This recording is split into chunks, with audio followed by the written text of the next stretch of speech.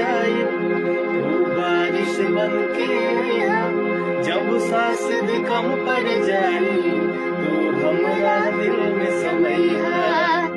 आप लोग सुनने होंगे गौरैया मछली के सुनने में कमेंट करके बताई तो। कहला कि रेडी राखो पीस के मसाला हो, लुंगी पहिर के हो भोरे भोरे जला हो, खूब मटकाई के कमर पतरी, आय हाय खूब मटकाई के कमर पतरी, सैया मारेला हो सैया मारेला गौरैया में गौरैया मछली, सैया मारेला गौरैया में गौरैया मछली। एक जैसे लौके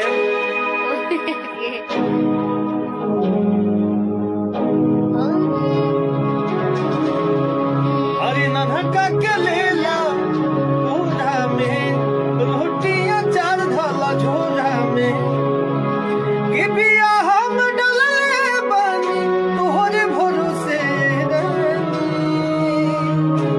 कलमवा भी कनिया बानी, करब नाही धान के रोपनिया, कलमवा भी कनिया बानी, अरे लेहो मेला सारा ना जवनिया, बलमवा भी कनिया बानी। जमुनिया के रफी छुवारी आजा, मुनिया के गछिया है, किया हो रमता ही ऊपर झोपे झोपे फल लगेरा, किया हो रमता ही ऊपर झोपे झोपे फल लगेरा।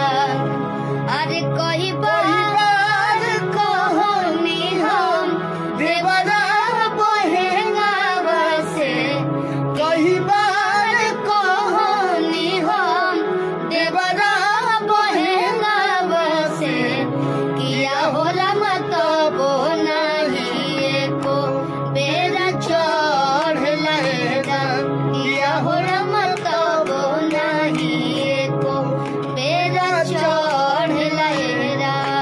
ऐसा ही गाना आई रहा। आप लोग सुनने होंगे गौरैया मछली के सुनने में कमेंट करके बताई तो।